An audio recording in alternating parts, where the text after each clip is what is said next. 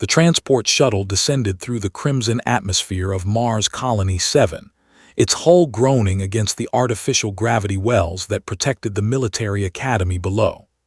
Inside, Jennifer Chen sat perfectly still, her fingers drumming an unconscious rhythm on the armrest, a pattern that would have alarmed anyone who recognized it as the exact frequency needed to disrupt neural scanners.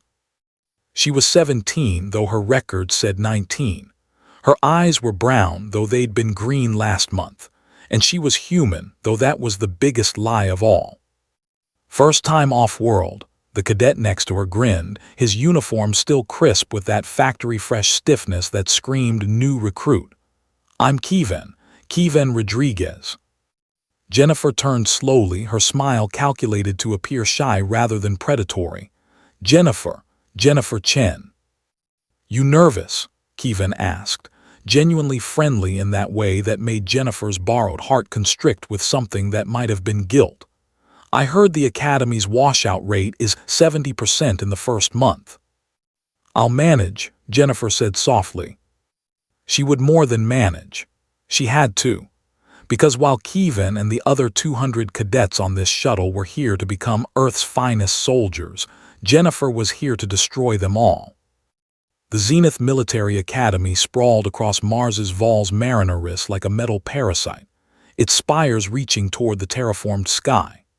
Jennifer shouldered her pack and followed the stream of cadets into processing, her enhanced hearing picking up heartbeats, whispered prayers, and the mechanical hum of security systems that would have detected her true nature if she hadn't spent 3 months having her synthetic biology upgraded by the best engineers the collective could buy.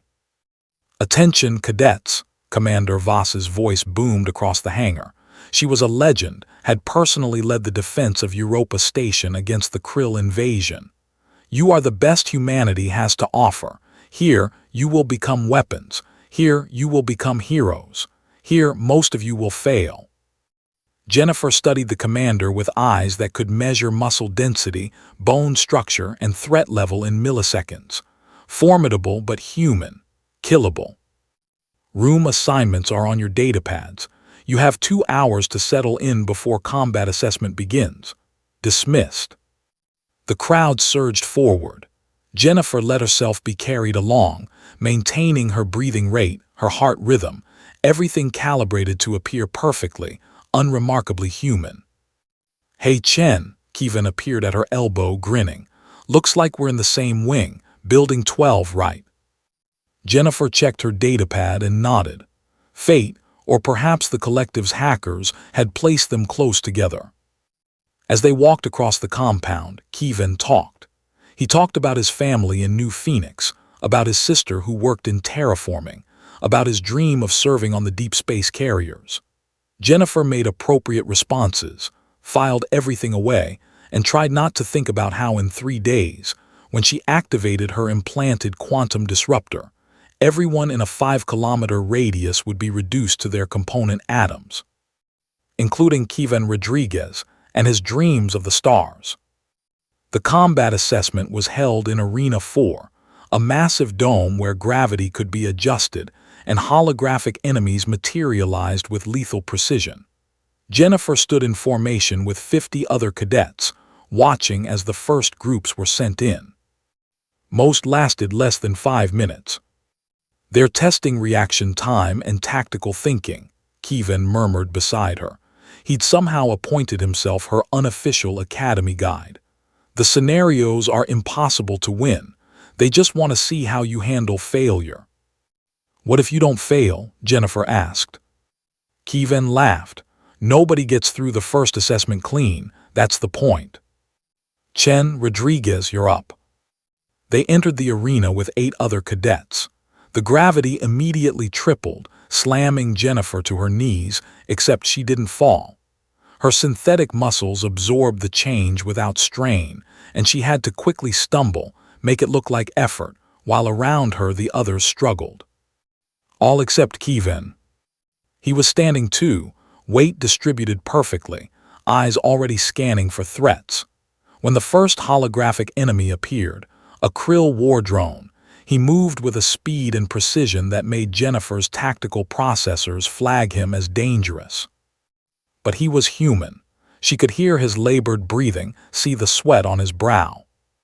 He was just exceptional. They fought together for 12 minutes, far longer than any previous group. Kevin had a gift for reading patterns, for predicting enemy movement. Jennifer had to carefully moderate her own abilities, missing shots she could have made, taking hits she could have avoided. When the simulation ended, they were the last two standing. Commander Voss herself came down to the arena floor. "Impressive," she said, studying them both. "Rodriguez, I've seen your preliminary scores. You're everything your recommendations claimed." Her gaze shifted to Jennifer. "Chen, you're not in the system. Where did you train?" Jennifer had a cover story prepared. A small martial arts school in Old Seoul, a teacher who died in the flooding. But looking at Voss's eyes, she made a split-second decision. "Private tutoring," she said. "My family preferred discretion." It was vague enough to be suspicious, detailed enough to be credible. Voss held her gaze for 3 long seconds, then nodded. "We'll be watching you both, closely." That night, Jennifer stood on the dormitory roof, ostensibly stargazing. In reality, she was transmitting her first report to the collective through the quantum-entangled particle embedded in her prefrontal cortex. Insertion successful, no detection, timeline unchanged, detonation in 68 hours. The response came immediately, confirmed. The Academy represents humanity's greatest military asset. Its destruction will cripple their expansion for a generation. You are saving countless collective lives. You are a hero. Jennifer closed the connection and looked up at Earth, hanging in the Martian sky like a blue marble. From here, she couldn't see the cities, the billions of humans living their small, brief lives. From here, it was just beautiful. "Pretty, isn't it?" She spun. Kevin stood in the doorway, 2 cups of what passed for coffee in his hands. "Sorry," he said quickly. "Didn't mean to startle you. Saw you come up here and thought you might want company, or caffeine. Definitely caffeine." Jennifer should have sent him away. Every moment of unnecessary contact was a risk. But she found herself accepting the cup, found herself sitting beside him as he pointed out the constellations visible through Mars's thin atmosphere. "Why'd you really join?" Kevin asked suddenly. "And don't give me the patriotic speech. Nobody here is that simple." Jennifer considered her answer carefully. "What makes you think I have hidden motives?" "Because I do," he said simply. "My sister, she's not just a terraformer. She's on Ganymede in the contested zone. The collective has been pushing closer every month. I'm here because I want to protect her. Want to make sure she gets to keep doing her work without worrying about invasion." He took a sip of terrible coffee and smiled. "So, what's your reason?" Jennifer looked at this boy, this human who in 66 hours would die without knowing why, and something in her carefully constructed psychology fractured. "I wanted to matter," she heard herself say. "I wanted my life to count for something." It wasn't entirely a lie. The next 2 days were a blur of training, testing, and assessment. Jennifer excelled carefully, always good but never suspiciously perfect. Kevin excelled naturally, his tactical mind and physical abilities earning him top marks and the notice of the senior instructors. They fell into an easy partnership. He helped her navigate the Academy's complex social hierarchy. She helped him with the advanced physics that he struggled with. They ate meals together, trained together, and Jennifer tried very hard not to think about the countdown in her head. 20 hours. 15 hours. 10 hours. On the final night, Kevin found her on the roof again. "Big day tomorrow," he said. "They're announcing the first squad assignments. Word is we're both being considered for advanced tactics track." "That's good," Jennifer said hollowly. "Hey," Kevin touched her shoulder gently.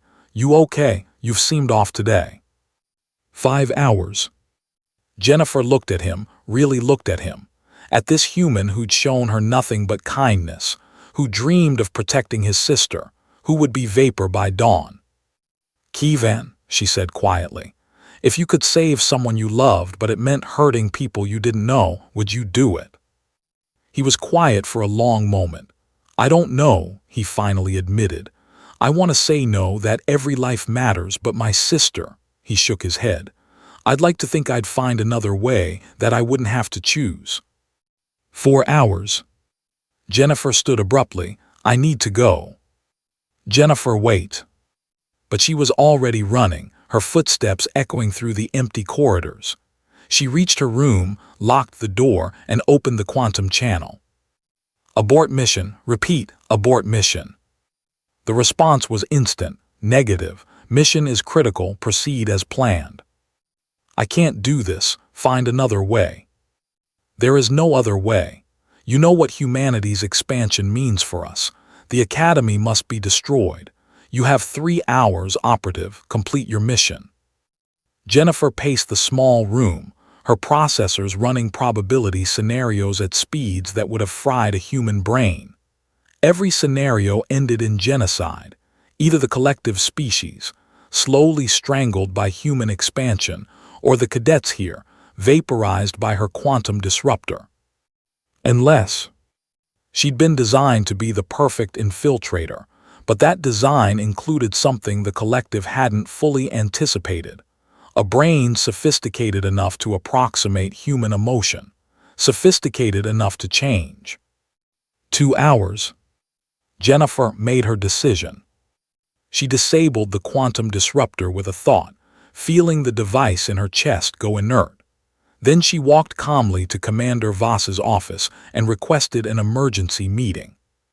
"You're telling me," Voss said slowly, "that you're a collective operative sent to destroy this academy, but you've decided not to go through with it."